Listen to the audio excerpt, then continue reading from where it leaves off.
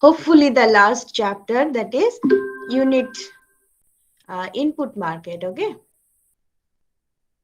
so input market under perfect competition. If you open your Pindar and Rubenfield, there is a chapter called input market. Huh? And that input market chapter is divided in two parts: perfect competitive input market and imperfectly competitive input market. So in this semester, only perfectly competitive input market is there. Hmm. That means half of the chapter is in this semester and half of the same chapter is in the next sem. Okay. So here we will discuss only the first part of the chapter of input market. So here, as we don't know what is imperfect competition till now, so that is why input market imperfect competition is also not in our syllabus for this sem. Now, what is input market? Look, before that chapter, whatever we discussed, we only concerned about the final product, right? What is the final product produced by the producer? What is the cost for it? How it is exchanged in the perfectly competitive market? How the consumers are demanding the final commodity? So everything is related with the finished or the final product. Hmm. But to produce the final product, we need the input. That also we know. Because to produce the input in case of production or in case of cost structure, we know there are two inputs. One is labor, another is capital. Now, when the producer is trying to produce the final product, he has to hire labor and capital. Okay, so he has to go to the labor market, he has to go to the capital market to hire those inputs. So these are some separate type of markets. Okay, in those market you can get the raw material inputs, not the finished product. Hmm. So how that market is operating, how those markets are operating, we are going to discuss it here with the constraint that say that input market is also perfectly competitive. That is, look, in that, for example, consider one input, say labor. Hmm.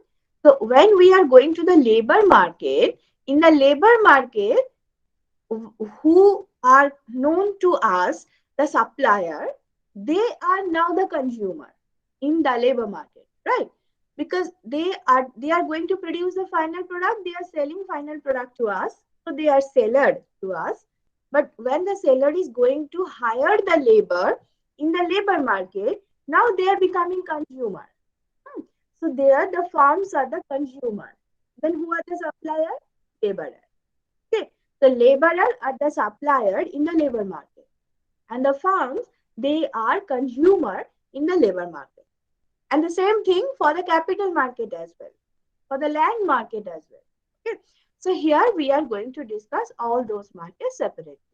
But remember one thing, everything is under the heading of perfectly competitive structure.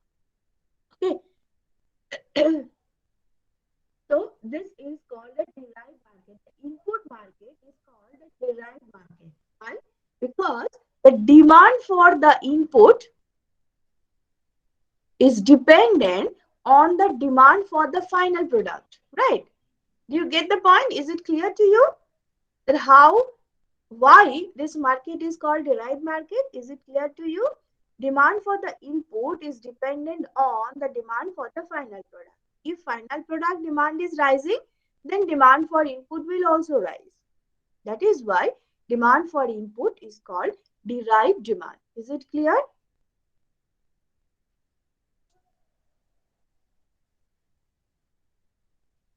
Yes, ma'am.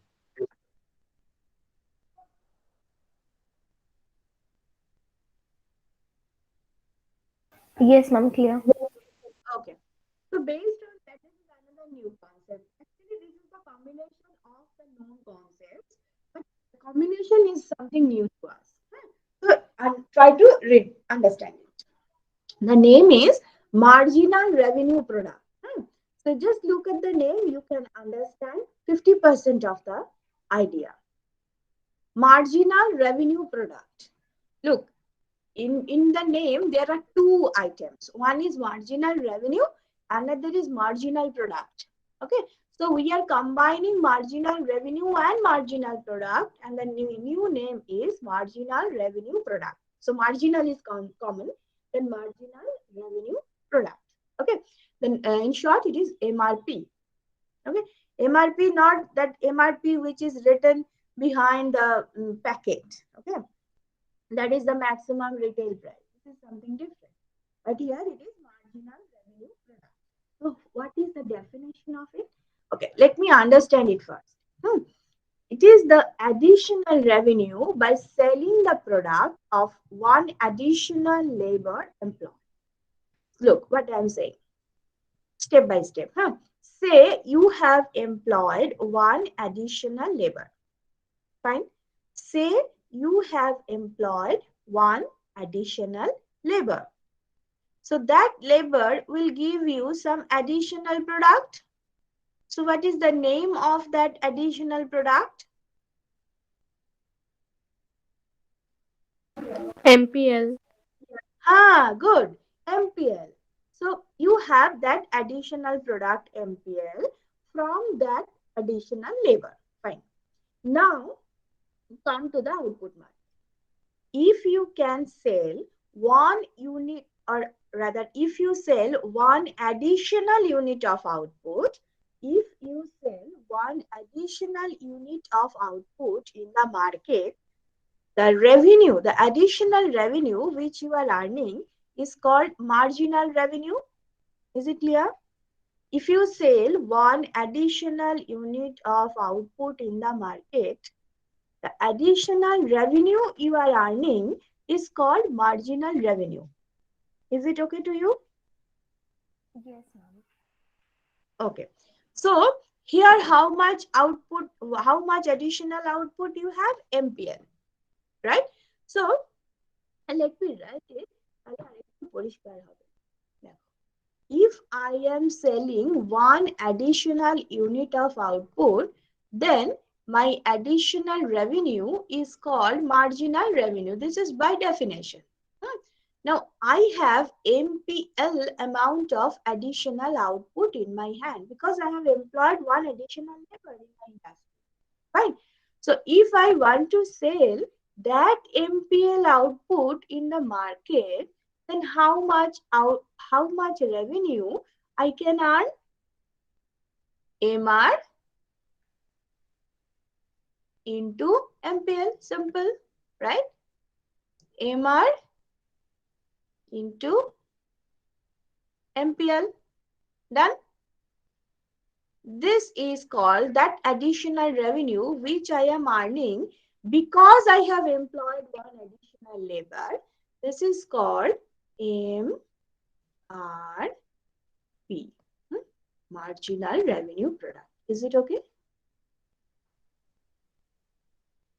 Look, it is written also here. MRPL is MR into MPL. Do you get the idea? That if you employ, so what is the definition of marginal revenue product? If you employ one additional labor in your production unit, the additional revenue you can earn is called MRP. Now, is it okay? Yes, ma'am. Clear. Any doubt from anyone else?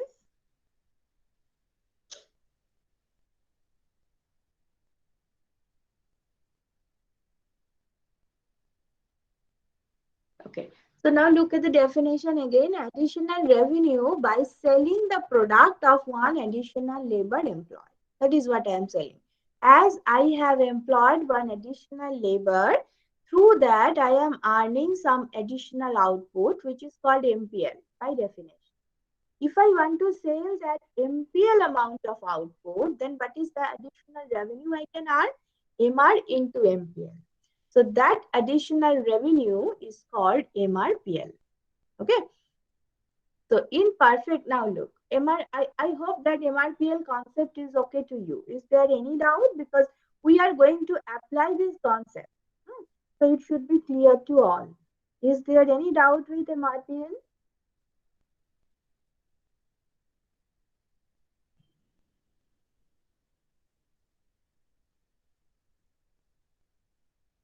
Okay, no sound is coming out, so I hope everything is okay for all. Now, what look in this out of this MR and MPL, so you can understand MRPL is nothing but the multiplication of marginal revenue and marginal product. Simple. Now, in case of perfect competition, we know MR is equal to price, right? In case of perfect competition, we know MR is equal to AR is equal to price, right? So this is what written here. So you can replace MR by P. So then your MRPL is becoming MPL into P. Hmm. So this MRPL is important for this semester only because it is under the perfect competition. So in case of perfect competition, we call that MRPL is equal to MPL into P or P into MPL, whatever. Then, so that relation, that replacement is clear to you?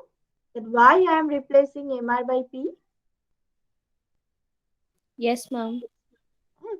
So, because this is perfect competition, in case of imperfect competition, you cannot do that because you know, in case of imperfect competition, MR curve is downward sloping, so it is changing, the value is changing.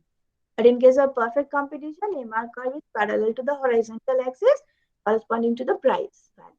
Okay, so it is constant. That is why I am doing this for perfectly competitive market. Okay. Perfectly competitive output market. Remember, perfectly competitive output market. So this is all about the marginal revenue product. It is very well written in Pindyck and Rubenfeld. Open it and you can get. Now, after getting the definition, after explaining that, you know, what is our next task? Your next task is to draw it, right? So this is the marginal revenue product curve. You have to understand it. Look, there are two curves. One is green, another is red. Both are MRPL curve, you know, both are MRPL curve. One is for perfectly competitive market, another is for imperfectly competitive market. Hmm? So which one is for what? Look, as I said, under perfect competition, MRPL is equal to MPL into P, right? So what is P? P is actually measured along the demand curve, that is the ER curve, right? In general, if you can remember, I hope I derived it. The relation between MR and and the elasticity of demand that is derived in the perfect competition. Can you remember? Can you remember this diagram? Look, this is AR curve, that is the demand curve.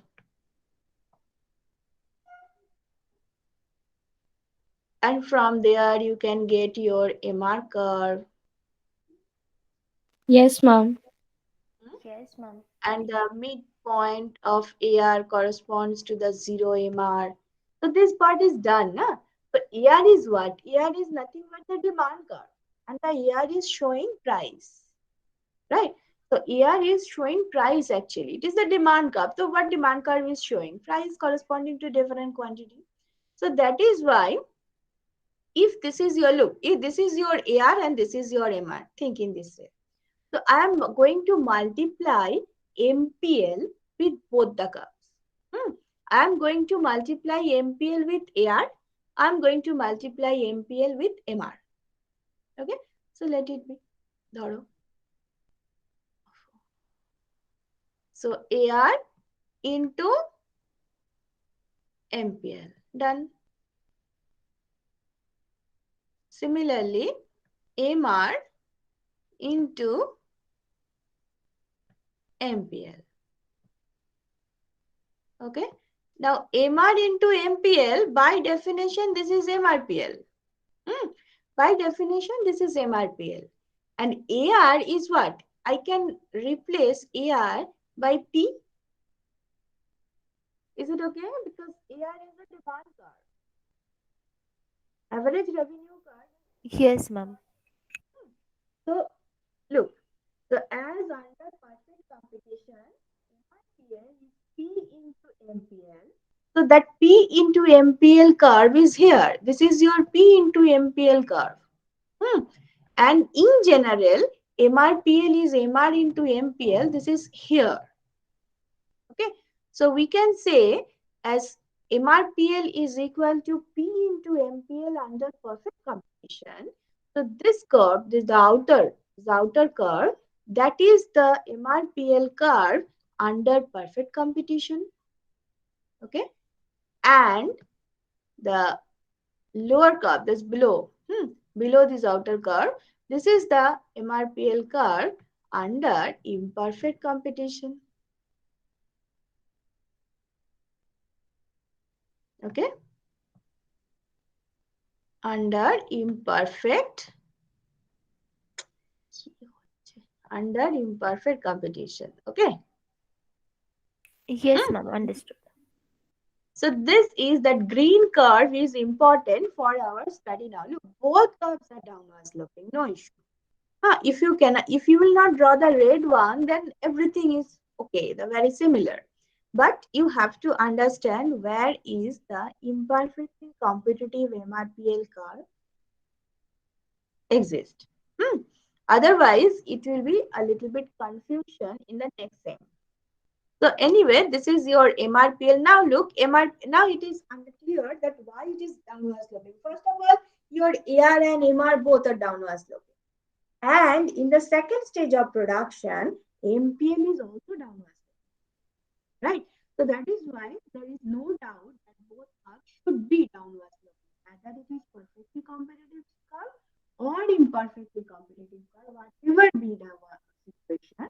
But Ma'am, yes. ma'am, your voice is faint. Ready, Baba? Now is it better? Yes, ma'am. Yes, ma'am. Look, yesterday I started with the laptop mic and the voice was faint. Then I used the speaker. Today I use with speaker and you are saying the faint and now I stop it. Now it is clear. So it's no paradox actually. Which one is the best? I cannot understand. So it will be best key for the first 5 minutes I will use one and then I will stop and go for the next one. I think that will be the best one. Whatever be the first one. Achha. Anyway, so is it okay that MRPL and MPL of MRPL curve under perfect competition and MRPL curve under imperfect competition? Is that okay? Any doubt with it? Whatever be the situation, the curve will be downward sloping because it is the combination of MR and MPL. MR is downward sloping, MPL is also downward sloping in the second stage of production. Okay, so that is why the curve must be downward sloping, but the positions are different based on the nature of competition. Ma'am. Yes. Ma'am, I have a doubt. Yes. Ma'am, in perfectly competitive market, ma'am, AR and MR both are, ma'am, parallel to the horizontal axis. So, ma'am, here, how can it downward sloping, ma'am? Look, P is constant, right? That is what you want to say, na? Yes, ma'am. So P is constant. Your MPL is downward sloping. You agree with me? MPL is downward sloping. Yes, ma'am. Okay, so you are multiplying a constant value with a downward sloping curve. Then it will be downward sloping. Yes, ma'am. Yes. Okay. Yes, ma'am. And P is actually the AR. That is why the curve is above the imperfectly competitive MRPL curve.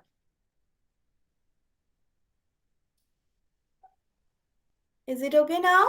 May I go to the next one? Yes, ma'am. You will go. Yes. Chalo, Jai. Acha. This is from your book, you can understand. Labor market equilibrium. So what happening? Look, in the for the producer, remember here that may be a little bit confusing that till now this is same 1 same 3 in both the classes, most of the same 3 classes we know producers are the supplier, but here producers are the consumer. Remember this thing and you must be clear about it for this chapter. producers are the consumers here in the input market. Give me 1 minute. Huh?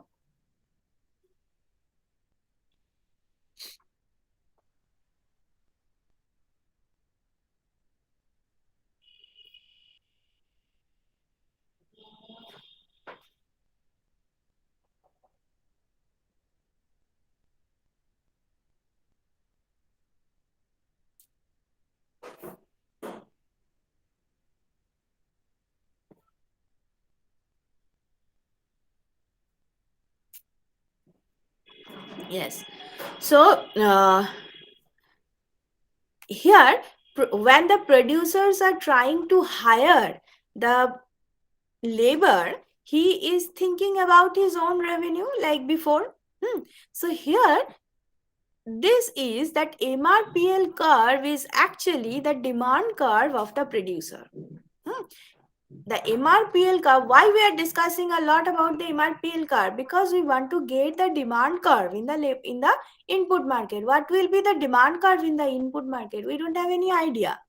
In case of commodity, in case of final commodity, we have a fair idea about the law of demand and everything. But here, we don't know what will be the demand curve, what will be the demand from the producer's side. So that is why we introduce the concept of marginal revenue product. And from this concept, we know here, what is the concept? That if you employ one additional labor, then what will be your additional revenue? Right? If you change the labor by 1 unit, then how much your revenue will change? MRPL curve is giving you that idea. So this is nothing but the demand curve of the producer in the input market. Okay? Because he is always concerned about the revenue. So here also that curve is giving him the idea that if you change labor by 1 unit, how much revenue you will change, how much of your revenue will change. Okay, so this is how we can say marginal revenue product curve is nothing but the demand curve of the producer. Okay, if this is your wage, then that will be your labor employment. If this is the wage, you will definitely increase the labor employment because the wage rate is falling. Is that okay? Why marginal revenue product curve is the demand curve of the producer?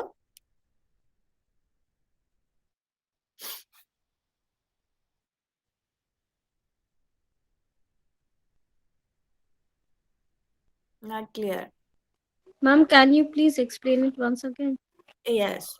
I am saying what demand curve is showing. Demand curve is showing if price is P1, then the quantity demanded is Q1. If price is falling to P2, then quantity demanded will increase to Q2. Is like that. Right. Here, MRPL is showing if you change labor by 1 additional unit, then how much of your revenue will change. Done. So here, if the wage is this, say this is your wage. So this is the wage in the input market. So the producer is demanding this much. If wage is falling to this level, then producer knows his revenue will rise. In that case, he is demanding more labor. Okay. So that is why marginal revenue product curve is nothing but the demand curve of the producer of the input. Here it is labor. Yes, ma'am, understood. Now look at this diagram. So here we are replacing that MRPL curve by DL. So the MRPL is actually the demand for labor. We are concerned only about the labor first, then we will go to the capital and land and everything. So this is the price of labor, and this price of labor means wage. And this is the quantity of labor. MRPL curve is drawn over here, and this is nothing but the demand curve. Now, in the labor market, basically in the unskilled labor market, the supply is perfectly elastic. Infinite amount of labor available in that market.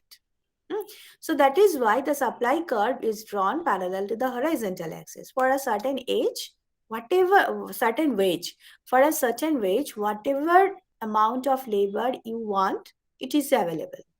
Okay, so that is why the supply curve is perfectly elastic. And the demand curve is here. So demand supply equilibrium is here. From there, you can understand what is the equilibrium wage and what is the equilibrium labor employment for the producer. Okay, this is the labor market equilibrium diagram. I think this is very simple. You can understand. Only, in this diagram, the only critical point is the conversion of the MRPL to the demand curve. Otherwise, it's very, very simple diagram. Now, let me go to that. So, what is the equilibrium? Ma'am, Yes. Yes. ma'am, is the wage fixed here?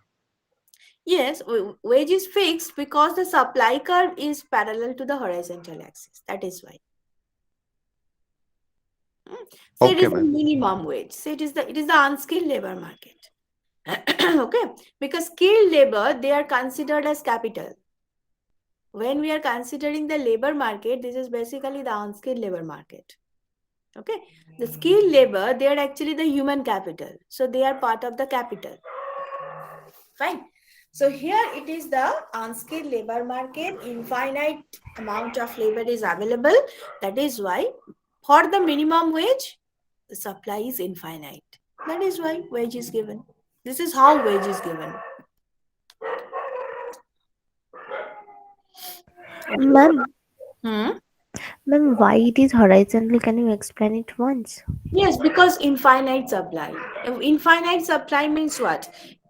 For a certain wage, your supply of labor is indifferent to the change of price of the labor. That is wage. Hmm. If you change elastic, it is perfectly elastic. The supply curve is perfectly elastic. So perfectly elastic means what? The value is infinite. That means if you change in, or if you cannot change, if you will not change the price of the labor, still the supply will change. That means the denominator is zero, na? That is why the value is infinite. Something by zero is Yes, infinite. ma'am. Hmm. So here it is perfectly elastic supply. That means the elasticity is infinite. That means if there is no change in price, still there will be change in supply of the labor. So that means to change the supply of labor, there is no need to change the wage. So wage is fixed in this way. So, ma'am, if we offer 200 rupees, if 200 workers are interested to work, and then if we offer 300 rupees, then also uh, 200 workers also interested, or anything can be done because of unskilled Why labor. should you why should you offer 300 if you get the labor for 200? Are you mad? You are the producer. Your objective is profit maximization, cost minimization. Then, if labor is available at 200, why should you offer 300 to them? Whatever labor you want, you can get at 200. Yes, ma'am, understood. Then if we just reduce it to 100, then also the number of laborers are No, no, no, no, no. Then you cannot get, because this is the minimum wage sort of thing. If the wage is here, you will not get a single unit of labor. okay, ma'am, understood. Hmm?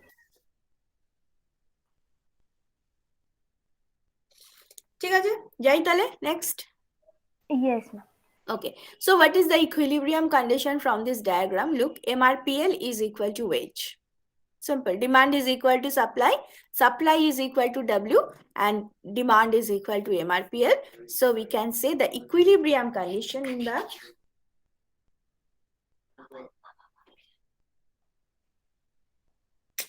একটু দাঁড়াও তো, just a minute.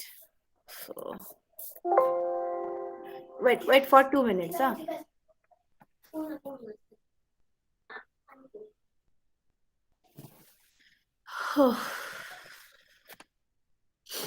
Oh, wait.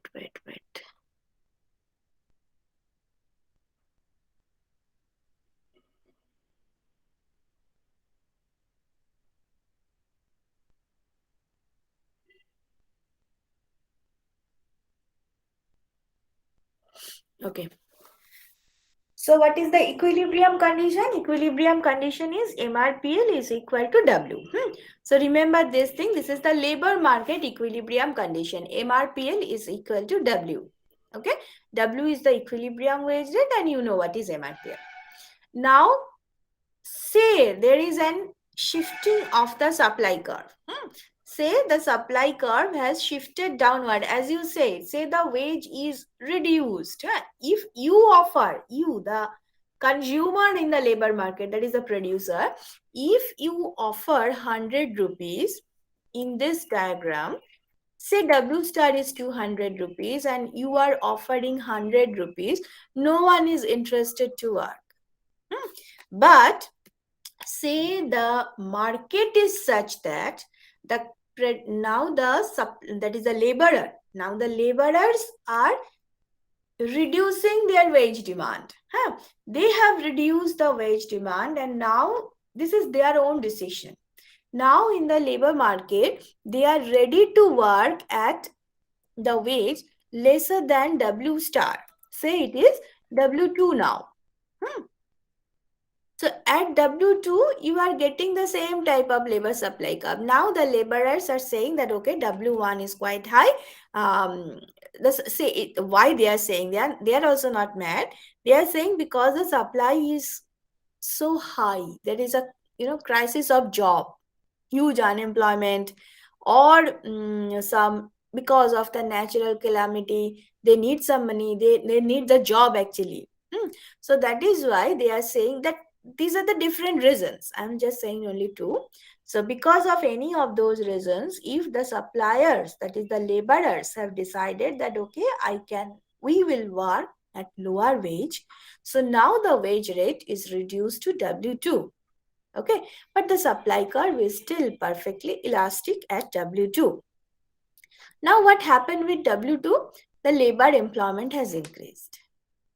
Okay, so this is the relation. If there is a shift of the supply curve here, so there will be more labor employment. If supply curve will shift upward, there will be huge unemployment. Okay, so this is the effect of shifting of the labor supply curve in the labor market. Is it clear? It's very simple actually. Yes, ma'am, clear. Acha, chalo tale next one. Now, we are going to derive the demand curve for a factor. When other inputs are variable, this is very important. Other inputs are variable. Look, here we are only concerned about the labor. We are not concerned about the other inputs, but there are some other inputs like capital, like land. If they are also changing because of the change of labor employment, then how can you get the demand curve of labor? So this is what we are going to derive here. This is a little bit complicated diagram. Try to understand it. Here we are measuring wage on the vertical axis and the hours of labor, that is the labor hour, on the horizontal axis. Done. Say initially the MRPL curve, that is the demand curve for labor, this is MRPL1. Okay, and the wage, that was the 20. So at the 20, what was the demand? So it is here, somewhere here. That was the initial position. A is the initial equilibrium position. Look, there is no need to draw the supply curve because you know whatever be the price, that this is the supply curve. That is why the supply curve is not drawn here. Fine. So if the wage is 20, then demand is somewhere here. Okay. Now, what happened? Say the wage is falling. That may be because the laborers are interested to work at the lower wage like this diagram. Whatever be the reason, say the wage is falling. Okay. Now, if wage is falling, then say the wage is falling from 20 to 15. Now, as wage is falling, the producers are interested. Producers means here the demand side. Okay, so producers are interested to employ more workers, and this is represented by point B. Okay, this is represented by point B. Now, when they are employing more labor, that means, look, their cost is fixed. Their total expenditure for the production is fixed. So they, with the lower wage, they are, as the wage is lower than before, they are employing more labor. Okay. Now, as they are employing more labor, then what about the other factors, say capital? How capital will react? How capital will react, can you tell me? As wage is falling, given MRPL 1, producers are employing more laborer, so they are moving from A to B. But now other inputs, say capital, this is also variable. So when the producer is employing more labor, I am asking you that how capital will react. What will be the reaction of the capital? How it will change?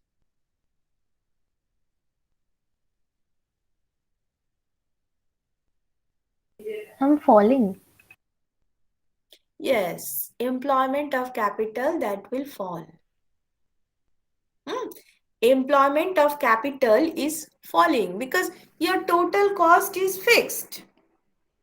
Okay, so here when employment of capital is falling, so now the producers are interested to employ more of the labor. Okay, so that is, and at the same time, the marginal product of the labor is also rising.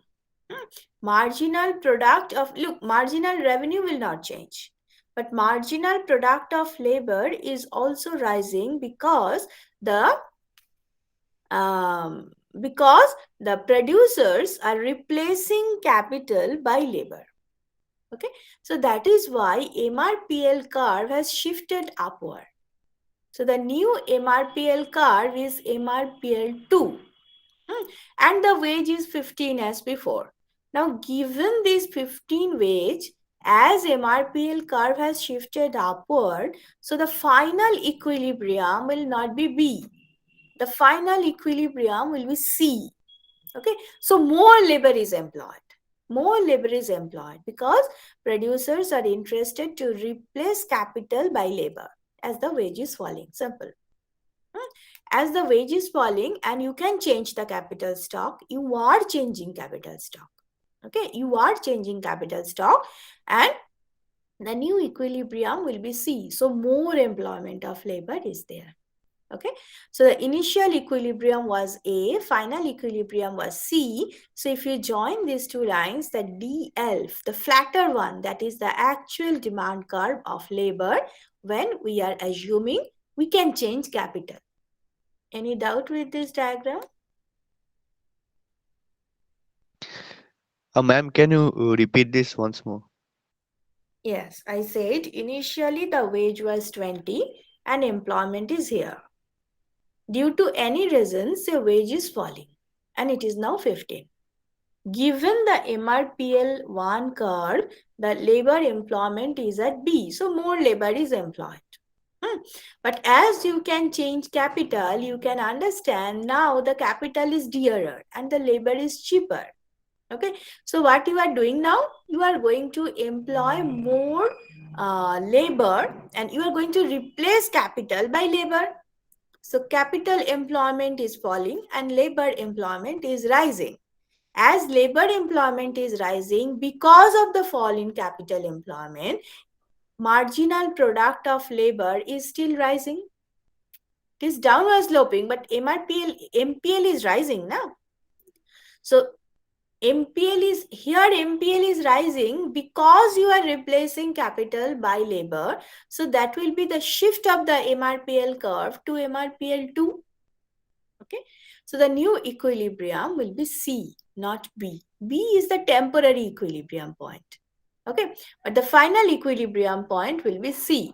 So if you join A and C, you will get the flatter demand curve for labor. This is what I said.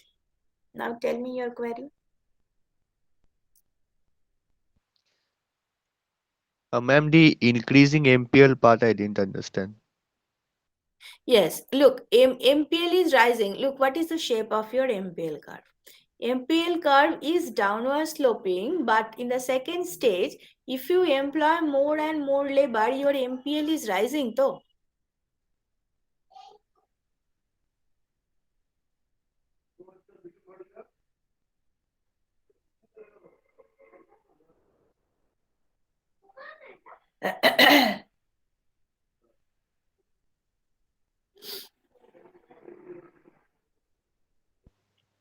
Ma'am, MPL first rises then decreases. Hmm.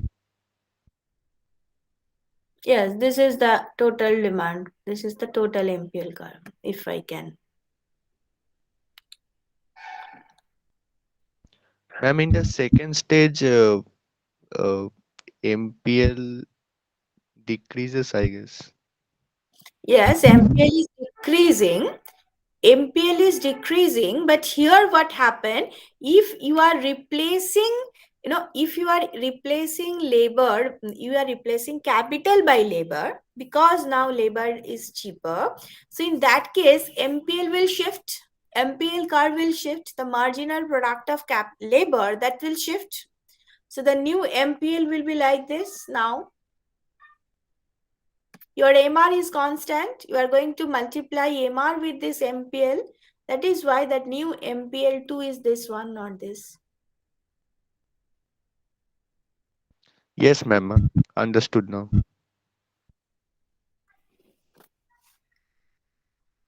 Okay, read the pin diag again. I will explain it again in the next class. I don't have whether I have any class. সত্যি সমস্যা হয়ে গেল. Okay, anyway, so this is the demand curve for the labor when all other inputs are variable. Now look at the market demand curve.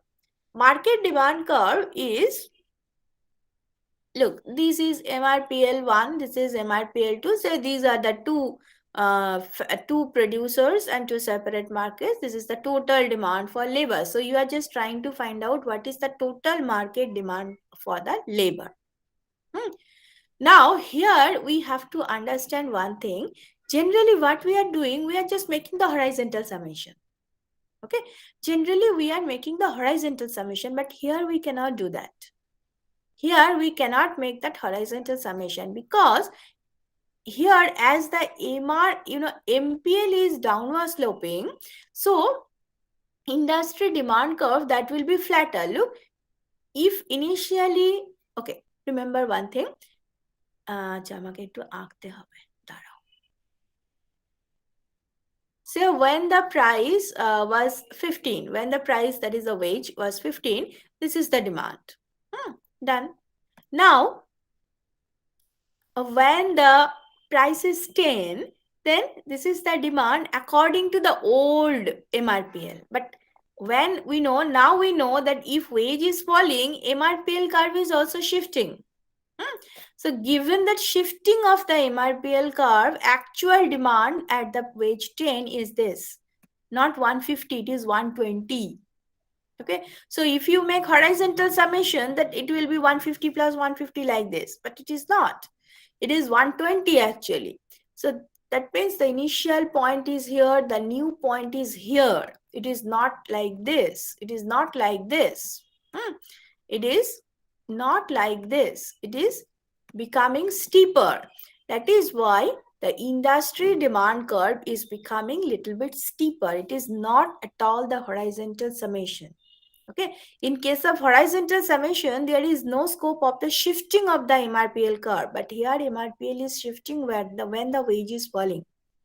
That is why the industrial demand curve will be steeper as compared to that horizontal summation one.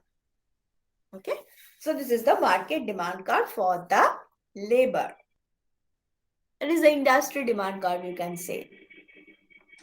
Ma'am, 120 part, can you explain? Yes, this is already derived now. This is already discussed. That's your MRPL1 is initially this. When the wage is falling, MRPL can change. Say the new MRPL is MRPL2. And because of that, your employment is not 150 now, it should be 150 if MRPL is still there. And in that case, you can make the horizontal summation. But as your MRPL curve has shifted to 120, so it is not at all the horizontal summation. You have to incorporate that shifting as well. That is why the curve is becoming steeper. The industry demand curve will be steeper.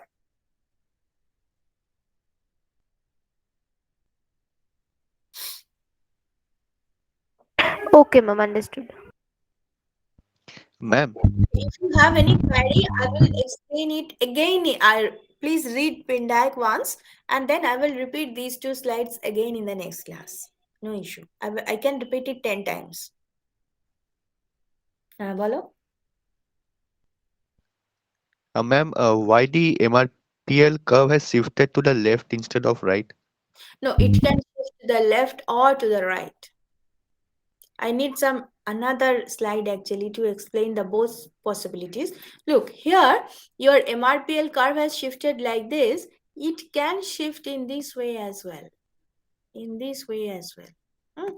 In that case, C will be here and the demand curve will be like this. It is downward sloping, but it will be steeper. That is also possible. But for that, I need to show you a separate derivation. Okay, that I will do in the next class. I will do in the next class because this is not prepared. I have to make it and I will show you. Okay, So, both ma'am, possibilities are there. upward shifting and downward shifting is not at all a matter for No, MRPL. no. Okay. Both possibilities are possible. That creates a problem, ma'am, হ্যাঁ, because হ্যাঁ, হ্যাঁ, বুঝতে পেরেছি। That creates a problem, but to clear that problem, I need another slide. But this is not prepared today. I need the time. In the next class, I will show. Okay? okay, ma'am, thank you. I will show. Don't worry. I will show. আচ্ছা চলো এখানে যাই marginal value. Marginal value means the additional benefit derived from purchasing one more unit of the good. Very simple. Additional benefit derived from purchasing one more unit of the good. If you want to purchase one more unit of a good, then what is the additional benefit you are getting? Very similar to the marginal utility. Very similar to the marginal utility. And it is measured along the demand curve. Yes, we know marginal utility curve is actually the demand curve. So here we are writing it as marginal value because it is in the input market. We are considering it same concept in the input market, and the name is quite different, is marginal value. Chalo attu pori. Now look, marginal expenditure versus average expenditure. This is very new for us. This is very new for us. Marginal expenditure, what is that? Additional cost of buying one more unit of a good. Simple. If you want to purchase one more unit of the good, then the additional expenditure you have to do.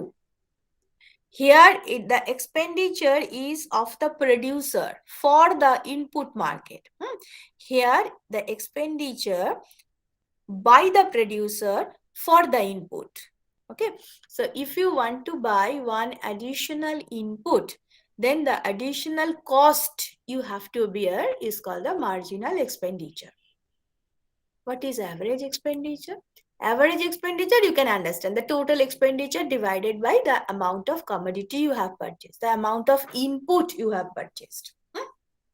So price paid per unit of a good.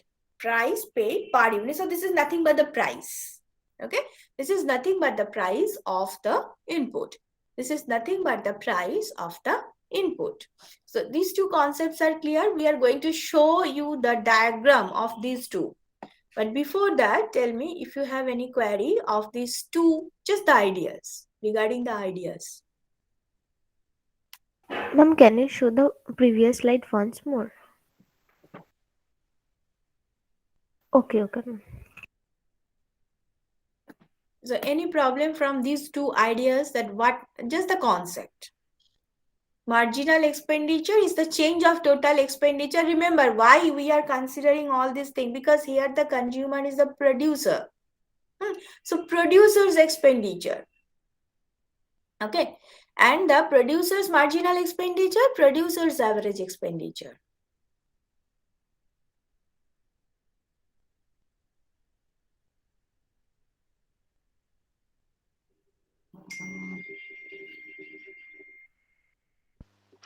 Ma'am, Yes. ma'am, is the marginal value similar to the marginal product? Bit. No. Marginal product means the production, and here it is expenditure. They are quite different. It is very similar to the supply. Okay, it is very similar to the supply, because supply, what your supply curve is showing, the supply curve is showing actually that to produce, look, let me draw the supply curve, the simple supply curve. This is the supply curve, right? Oh, look, this is the supply curve.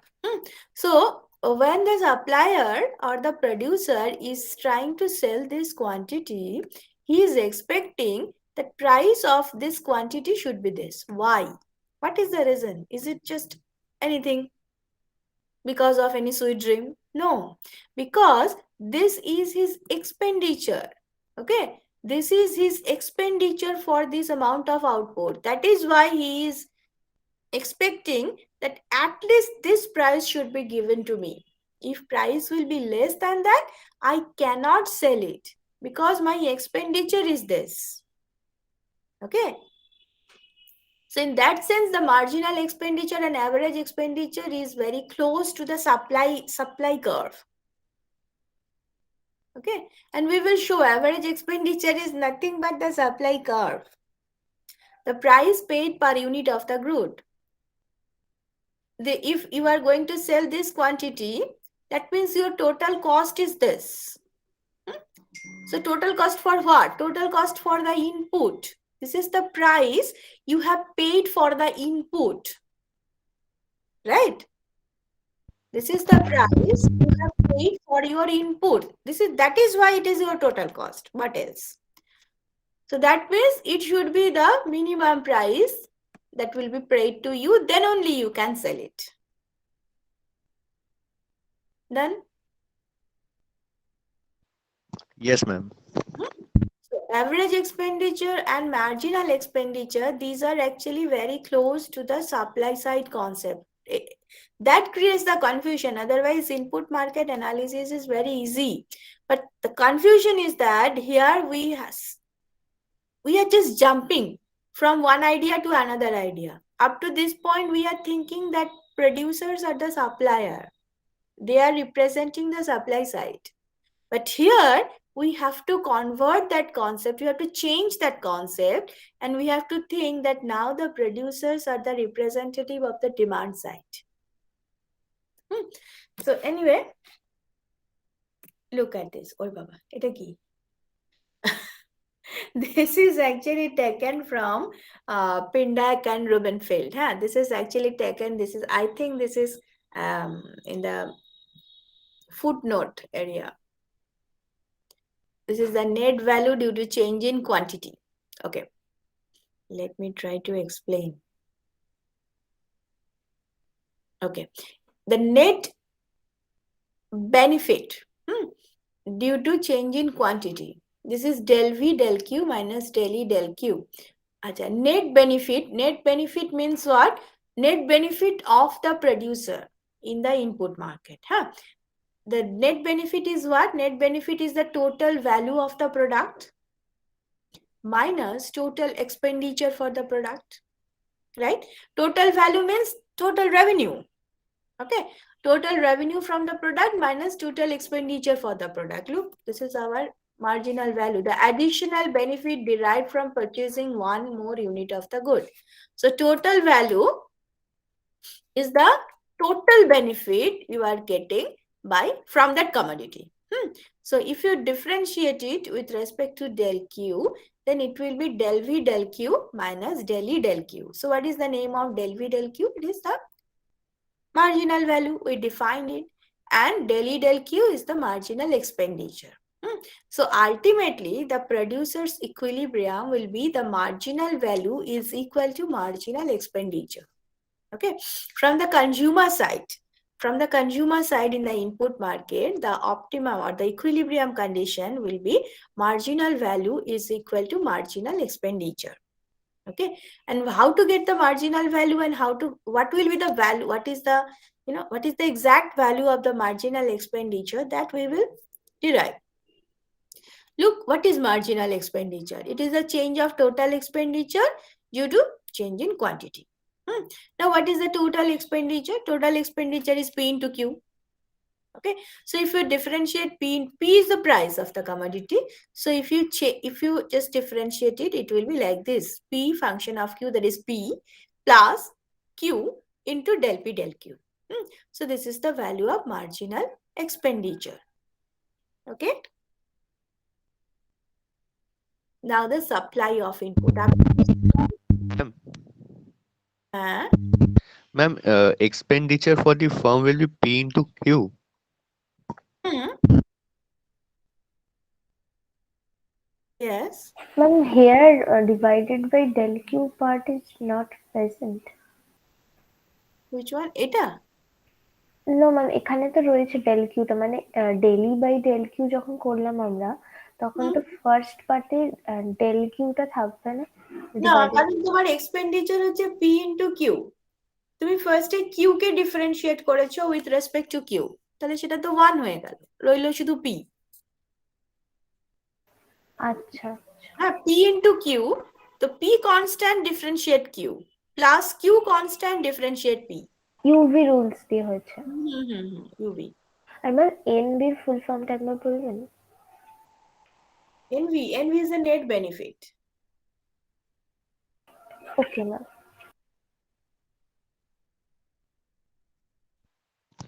Ma'am, hmm, ma'am P into কিউটা marginal revenue হবে না? Marginal expenditure কেন হচ্ছে?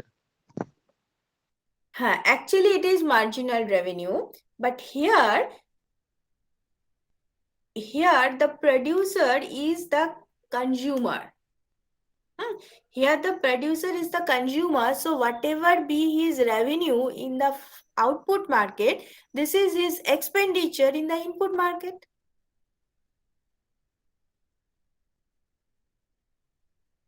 He is spending that money in the input market so that he can earn revenue in the output market. Right? Okay, ma'am. So this is the minimum, ma'am, the concept that you told, that the minimum cost that he expects from the. Okay, ma'am. Look, this is something new, little bit confusion will be there, I know. Every year the students are very much confused with this chapter when it is just introduced. But after 2 or 3 classes, I will repeat it again and again. So I think after that it will be very easy. Actually, it is very easy chapter, because all concepts are known to us, only the names are changed. Anyway, look at the supply of input. So supply of input, here say the input is fabric. Here the input is fabric. Now this is the demand curve of fabric and this is the supply curve of fabric in the industry. Okay, in the industry, the fabric industry. Now the price is determined. Again, when we are going to the farm level, as it is perfectly competitive market, so for the farm, this equilibrium price, that 10 is given. Okay, that 10 is given to him. So there is MRPL curve. This is the demand curve of the farm in the fabric market, and the supply curve is 10 ME is equal to AE. Because the supplier, that is the fabric supplier, the input supplier, remember this is the input supplier. The input supplier are getting perfectly competitive market. So for sorry, so for a single fabric supplier, the price is given. Okay, so this is 10. And 10 is equal to marginal expenditure is equal to average expenditure. And MRPL curve, this is given from this demand curve is coming from the producer. Okay, the producer of the output. Okay, they are the consumer here, na? So this is their demand. This is the demand for fabric and it is the supply of fabric. So the equilibrium quantity is determined 50. Look, this is 50. So this is by the farm. And this is for the industry. So there are two forms in the industry as they assume. So that is why 100 is there. Okay. So this is the supply of input in case of the input market.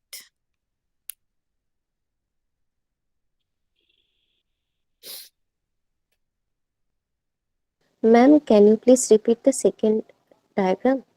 This one? Yes, ma'am. Okay, now look, this is the farm, the fabric selling farm, and the fabric market is perfectly competitive market. Okay, so for a single farm, the price is given, and that price is actually the equilibrium price of the industry, fabric industry. So it is 10. So that 10 is given to that farm. Now that 10 is equal to his marginal expenditure is equal to his average expenditure of the fabric farm. Remember, this is of the fabric farm. Okay, because what is marginal expenditure and what is average expenditure? Average expenditure is the price paid per unit of the good. That price is given to him. So average expenditure is constant. It is 10. And what is marginal expenditure? It is the additional cost of buying one more unit of the good. So for the fabric industry, for the fabric supplier, that additional cost is also 10 because 10 is given to him. He cannot change that 10. So if you want to buy one more unit, he has to spend another 10 rupees. Okay, so that is why that marginal expenditure and average expenditure of the fabric supplier is constant and it is equal to 10. So that is why this is the supply curve and this is the demand curve. So the equilibrium is here and the equilibrium quantity is 50 for the farm. Is it okay now?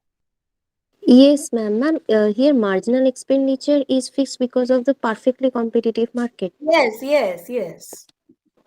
And ma'am, here farm is the consumer.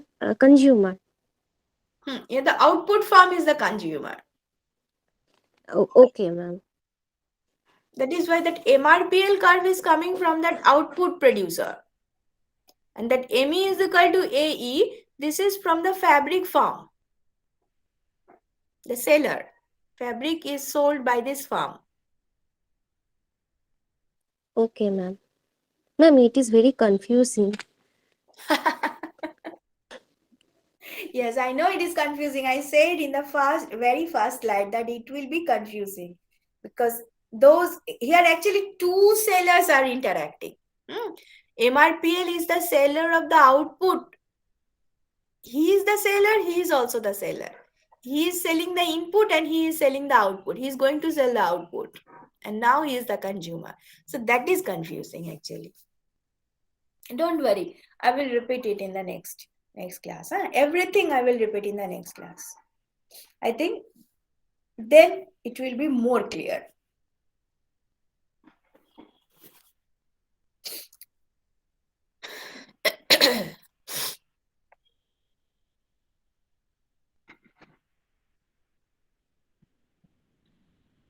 Yes, the most confusing part is here.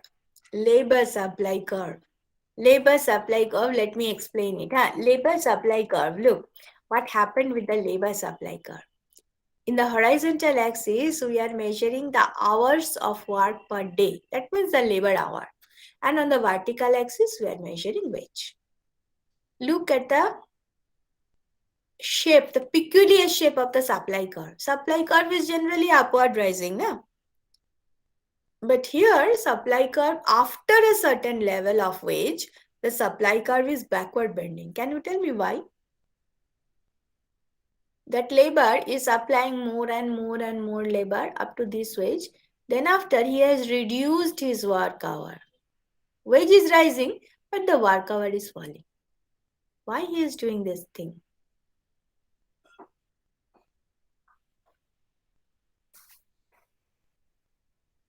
Will you do? Ma'am, Yes. ma'am, I just try. I didn't know the right answer. Yes, yes. Ma'am, when the wage rises, the authority of recruitment are very much choosy about the laborers. Uh, they're very No, much. no, no, no. Here is no demand side. Look, only the supply. It is only the decision of the laborer. Ma'am, they are preferring leisure to work. Exactly. Now they are very happy with their wage. Hmm. After a sudden look at this is very high wage. At the low wage, he is working harder and harder and harder. But after this wage, he is very much satisfied with his income level. Okay, so in that case, he is thinking, okay, I have done enough job, I have done enough work, so now it is time to take some leisure. So that is why as wage is rising, so he look, when he is reducing the labor hour, his wage is not falling. No, that wage rate is there. It is rising. It is already very high.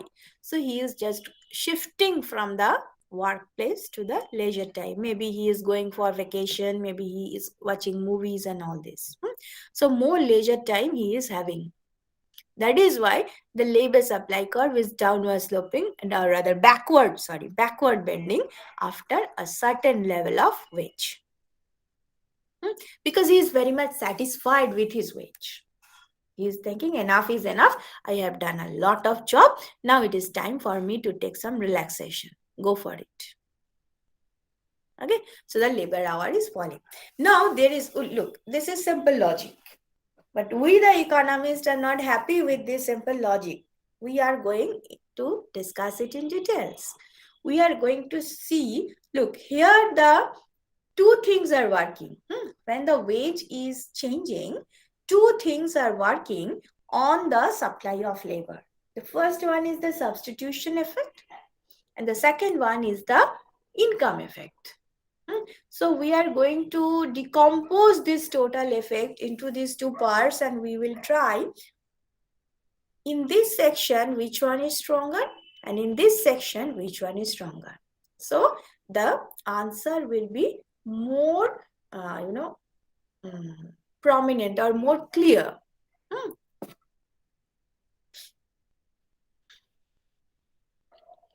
Look, this diagram is in your book, no issue. Think of it. Per day, how much time you have to work? What is the maximum time you can work per day?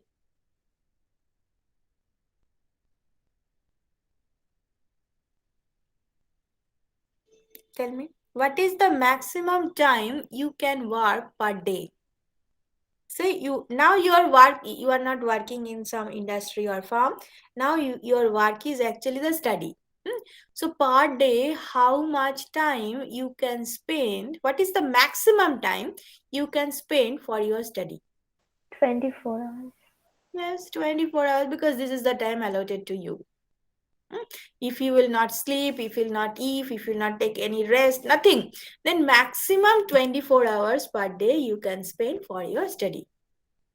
Okay. Now look, out of this 24 hours, actually we are not doing this thing. The workers are also not doing this thing.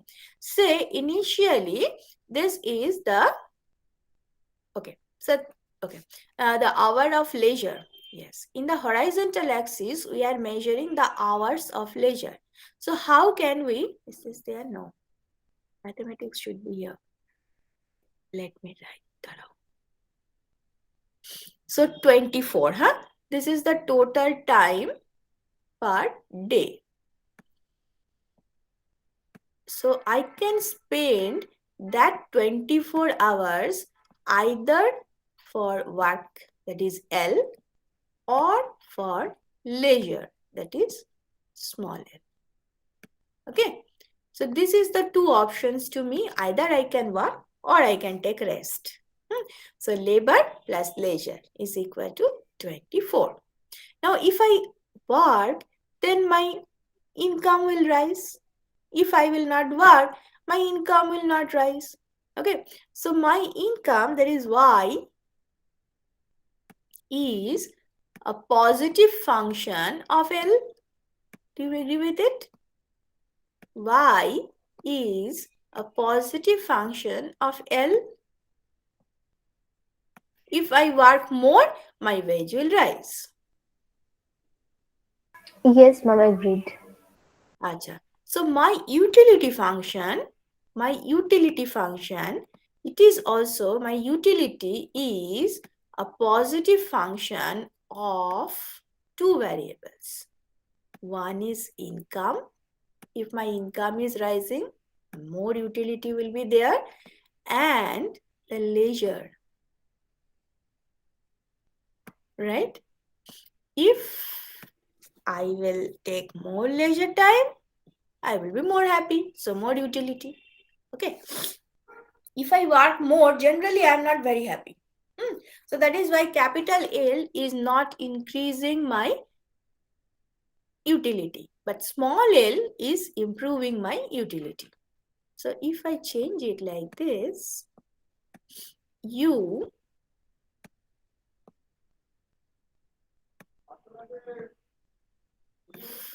function of L, comma,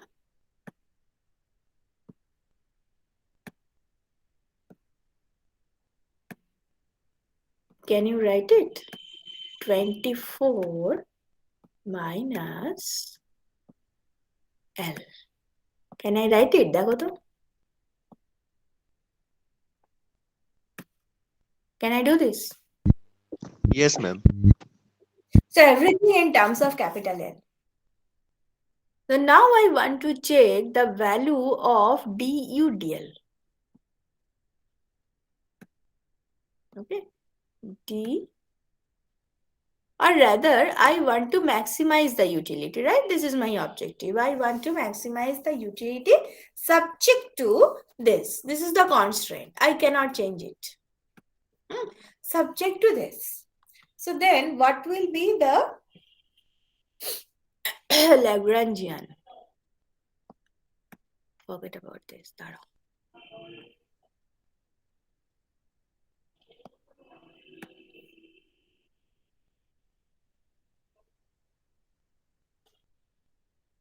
So the Lagrangian L,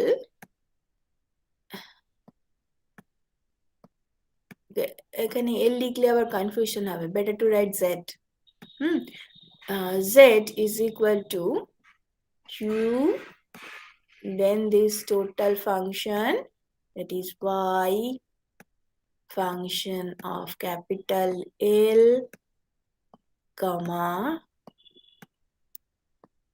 within first bracket 24 minus capital L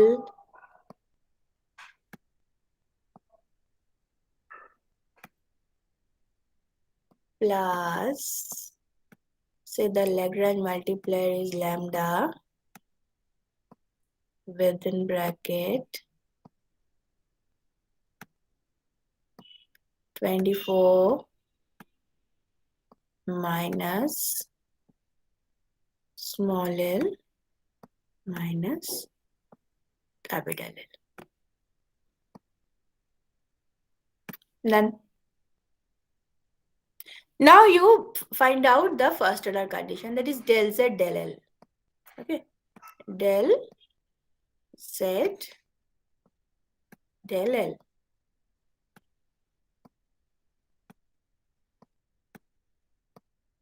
And tell me the value. Derive it and tell me the value. Your small l is constant here, huh?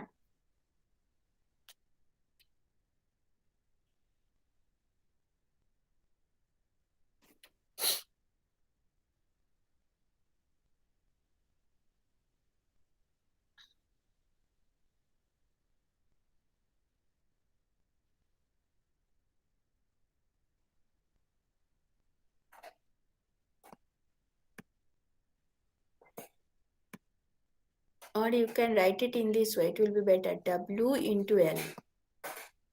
Okay, so just replace it.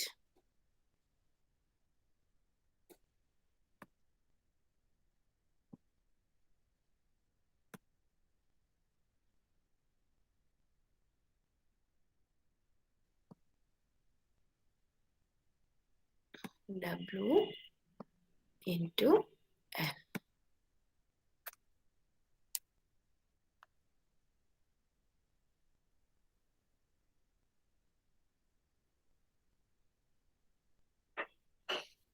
Tell me the first order condition here.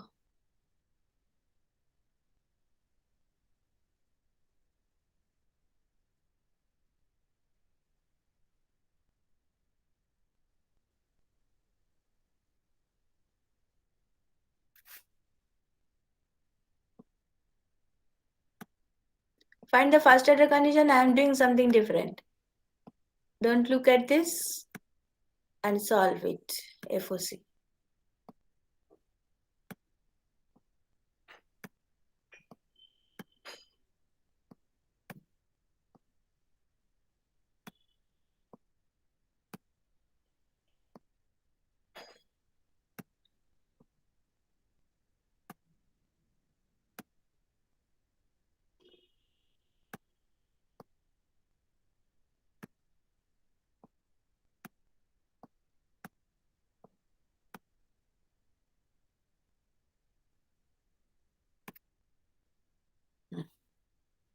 Where is the answer? কেউ করছো কি না?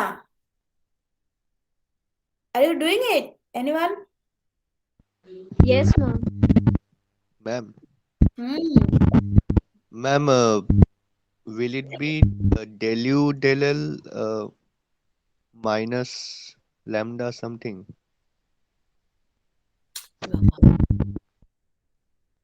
দাঁড়াও।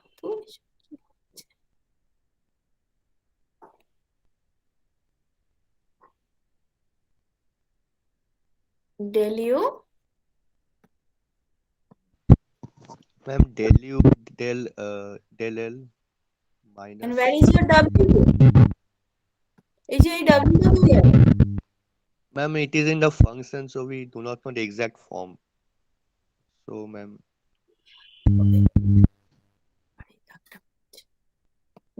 Plus lambda? Plus or minus lambda? minus Lambda is equal to 0. yes, ma'am. Okay. Fine. So this is our first order condition. Now look at this. Look at this side. I did something else.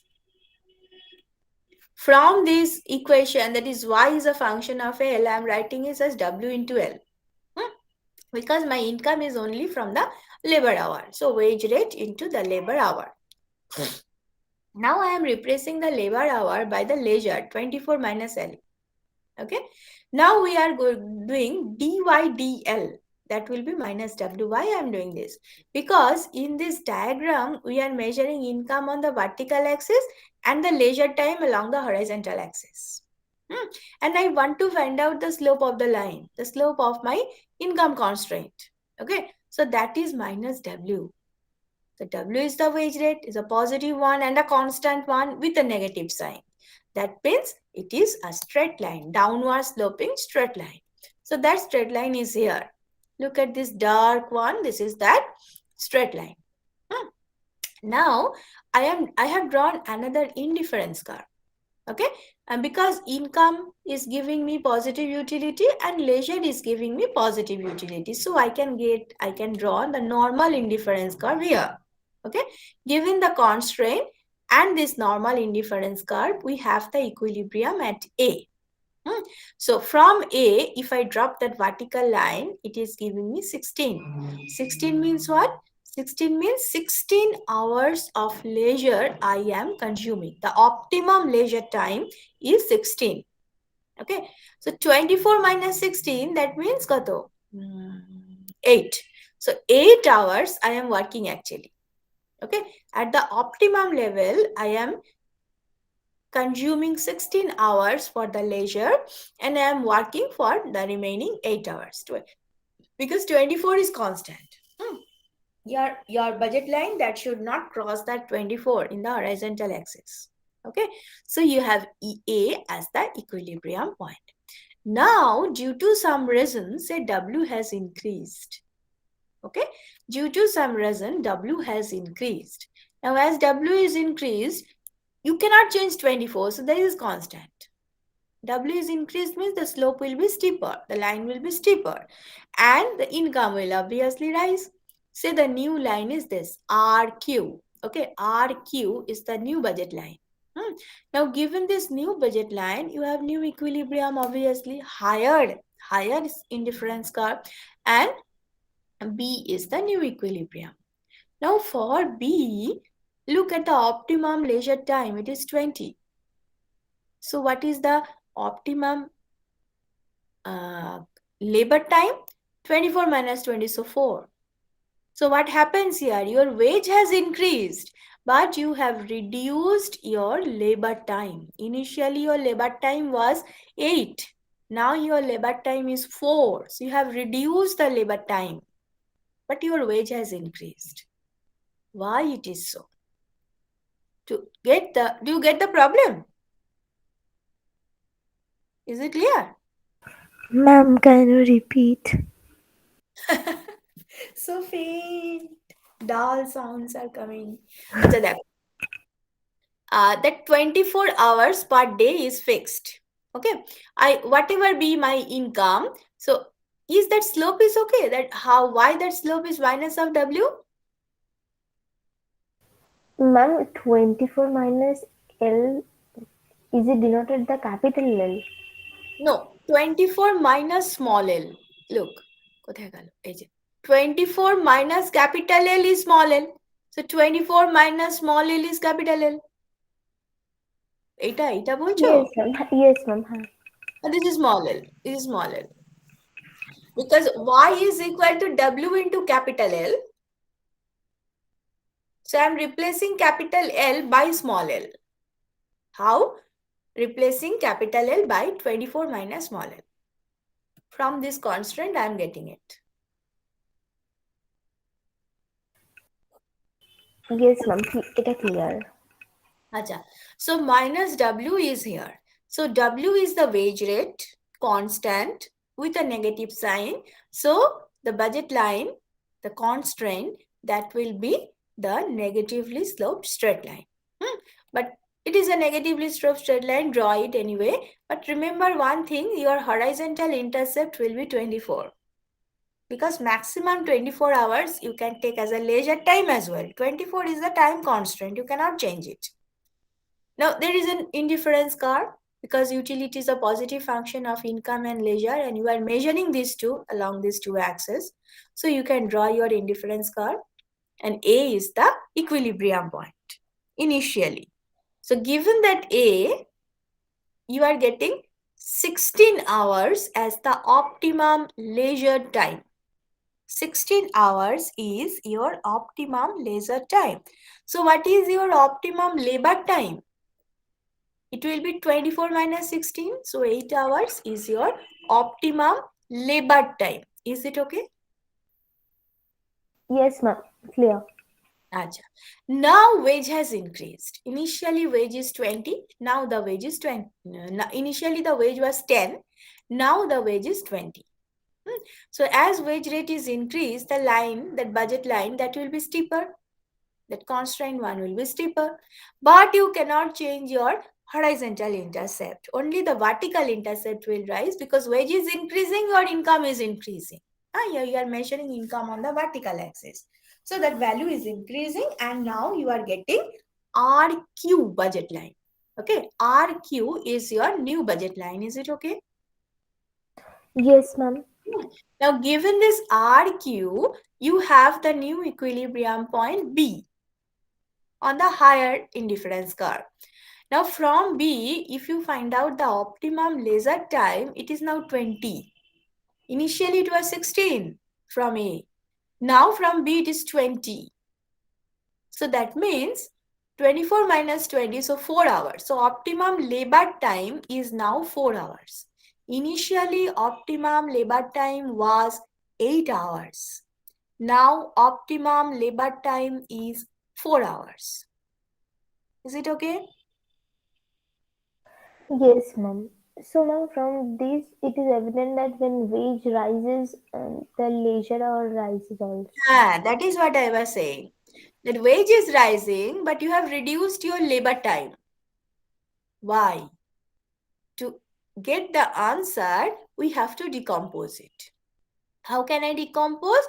I have just drawn another budget line parallel to RQ, which is tangent to the initial indifference curve at the point C. That similar Hickshian substitution effect. Okay, this is Hickshian substitution effect. I have drawn the new budget line which is parallel to RQ and which is tangent to the initial indifference curve at some other point, say the C. Okay, so C is there. Now, if you compare A to C, what can you see? A to C. Here we are watching. And now look, why we are moving from A to C? Because the wage rate has changed, right? And wage is higher, right? Wage is higher. And you are moving from A to C along the same indifference curve. So here, what we are doing, this is the substitution effect. Okay. The movement from A to C is the substitution effect. Here you are substituting leisure by labor.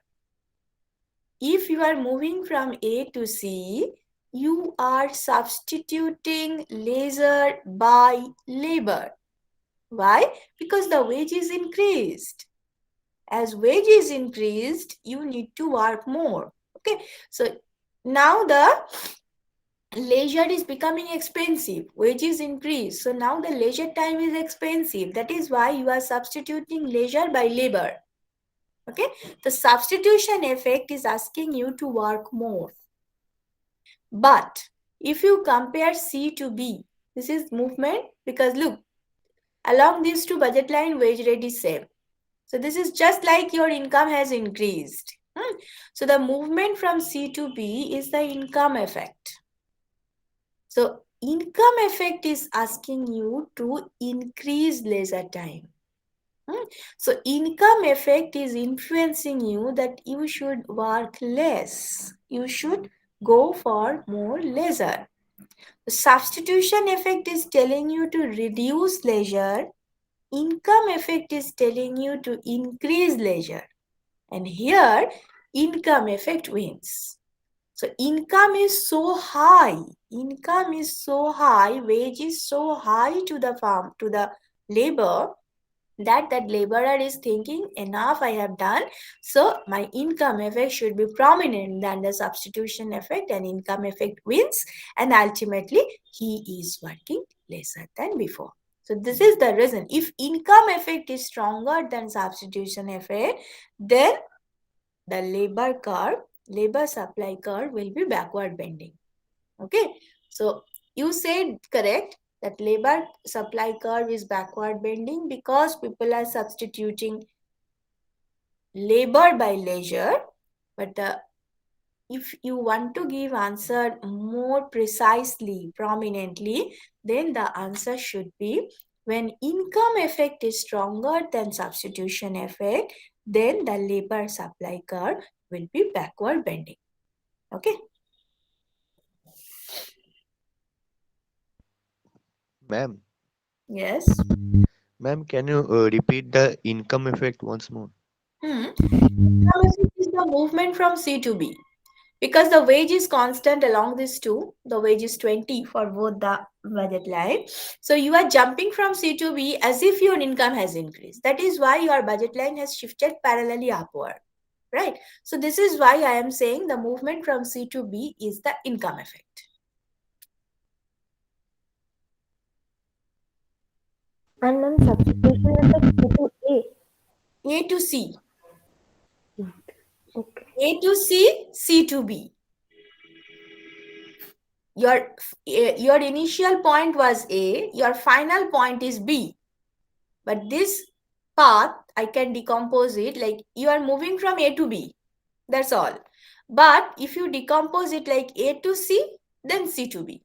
So A to C is the substitution, C to B is the income. So the price effect is equal to substitution effect plus income effect. Substitution effect plus income effect. Okay. The same like the price effect is equal to income and substitution effect in case of consumer behavior.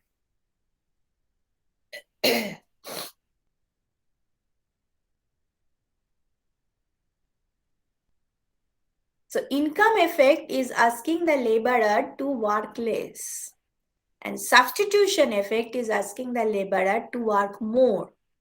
Here income effect is so strong that ultimately the laborer is working less.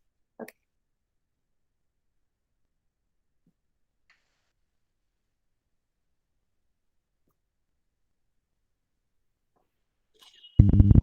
Okay, ma'am. So that will be the basic reason. Okay. Here initially the answer was right that people are substituting labor by leisure, but why? Because income effect is stronger than substitution effect. That will be the correct answer. Income effect is substituting or income effect is stronger than substitution effect. Income effect is stronger than substitution effect. Then only the labor supply curve will be backward bending.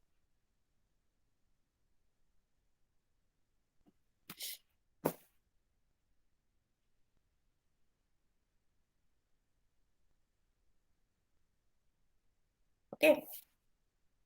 So I stop here. I will discuss these portions again because I think there is a lot of confusion of all this. From here, the confusion starts from here, or rather here.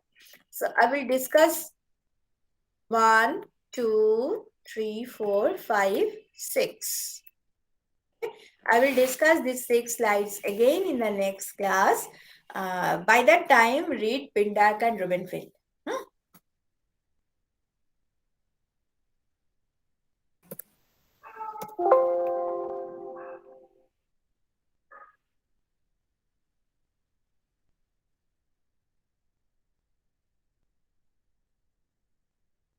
Ma'am Yes? Ma'am ma'am বললেন যে আপনার সাথে যোগাযোগ করেই আজকে চলে এসো, আমাকে বলেছেন ম্যাম।